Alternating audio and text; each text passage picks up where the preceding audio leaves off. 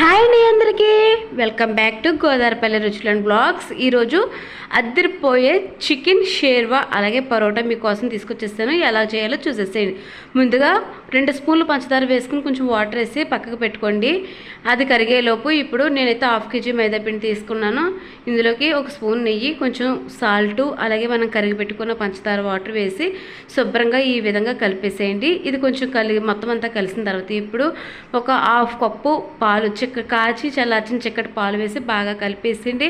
ఇప్పుడు కొంచెం వాటర్ వేసుకుని మెత్తగా మనము చపాతీ పిండి ఎలా అయితే కలుపుకుంటామో అదే విధంగా ఇక్కడ చూపిస్తున్నాను కదా, ఈ విధంగా శుభ్రంగా కలిపేసుకుని పైన మళ్ళీ 1 స్పూన్ నెయ్యి వేసి ఇలాగా మొత్తం పిండి అంతా కూడా చేత్తో ఈ విధంగా స్ప్రెడ్ చేసి ఒక తడి క్లాత్, తెల్లటి క్లాత్ తీసుకొచ్చి కప్పేసి పక్క పెట్టండి. ఇప్పుడు స్టవ్ వెలిగించుకు కళాయి పెట్టుకుని ఒక 1/2 కప్పు వేరుశనగలు వేసి ఈ విధంగా ఇక్కడ చూపిస్తున్నాను కదా, ఇలాగ చిన్న మంట మీద వేయించి పక్క తీసేయండి. ఇప్పుడు అదే పెన్లో పచ్చి కొబ్బరి అలాగే 1 స్పూన్ గసగసాలు వేసి ఇక్కడ చూపిస్తున్న విధంగా సిమ్లోనే పెట్టి లో ఫ్లేమ్లో పెట్టి ఈ విధంగా వేయించేసి పక్క తీసేయండి.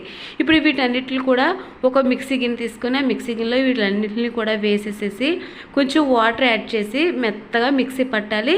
ఎలా అంటే చాలా మెత్తగా ఫైన్గా పేస్ట్లా రావాలన్నమాట. ఇక్కడ చూస్తున్నారు కదా, ఇదిగో ఈ విధంగా మెత్తగా పేస్ట్లా రావాలి. ఇప్పుడు పక్క పెట్టుకోండి. ఇక్కడ నేను 1/2 కేజీ చికెన్ అయితే తీసుకున్నాను. బోన్స్ ఉన్నదే తీసుకోండి.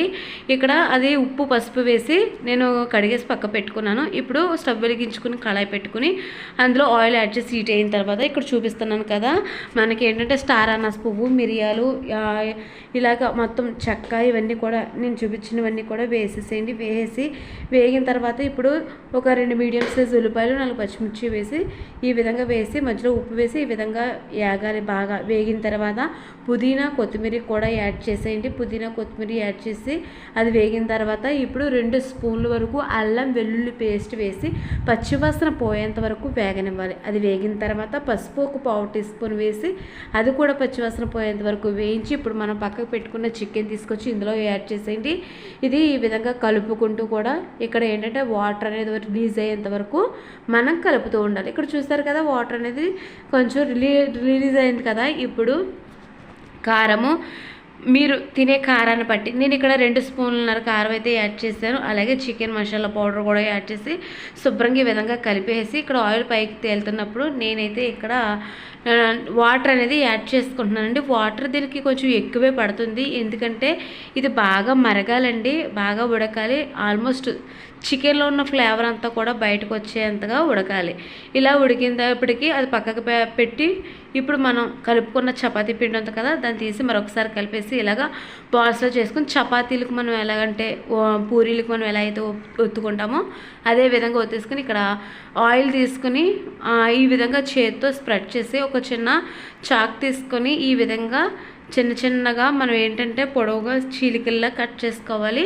ఇప్పుడు దీని మీద కొంచెం పొడిపిండి కూడా జల్లండి, అంటే పొడి మైదా కూడా జల్లేసి ఇది ఈ విధంగా చూస్తున్నారు కదా, ఇక్కడ చూపిస్తున్న విధంగా ఈ విధంగా క్లోజ్ చేసి చుట్టేసి ఇక్కడ ఇలాగా కొంచెం మళ్ళీ కొద్దిగా పొడిపిండి వేసుకుంటూ ఈ విధంగా ఇక్కడ చూస్తున్నారు కదా, ఇలాగ చపాతీలాగా మనం అయితే ఒత్తుకోవాలి. మరీ బలం పెట్టేసి ఒత్తేయకూడదు, తేలికపాటిగా ఒత్తాలి.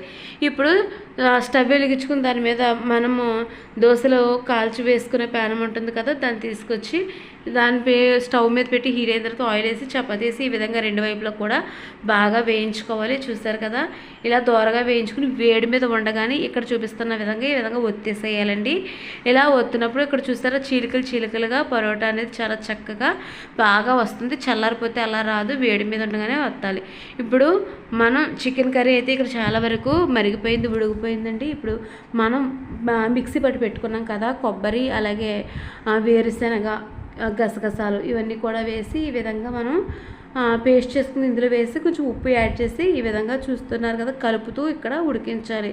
చూడండి, ఆల్మోస్ట్ ఇలా పొంగుతూ ఉడకనివ్వాలి. ఇది దగ్గర పడిన తర్వాత ఇదిగో ఈ విధంగా తయారవుతుందండి. ఇప్పుడు కొంచెం కొత్తిమీర కూడా యాడ్ చేసి ఒక్కసారి కలపండి. ఉప్పు అది సరిపోయిందా లేదా అనేది మీరు ఇప్పుడే చూసుకుని సాలకపోతే యాడ్ చేసుకోవచ్చు. ఇక్కడైతే కర్రీ రెడీ అయిపోయింది కాబట్టి చిక్కబడ్డాక ఈ విధంగా తీసుకుని మనం సర్వ్ చేసుకుంటే చాలా బాగుంటుంది. మరి వీడియో నచ్చితే లైక్ చేయండి, షేర్ చేయండి, సబ్స్క్రైబ్ చేసుకోండి, తప్పకుండా సపోర్ట్ చేయండి. Thank you.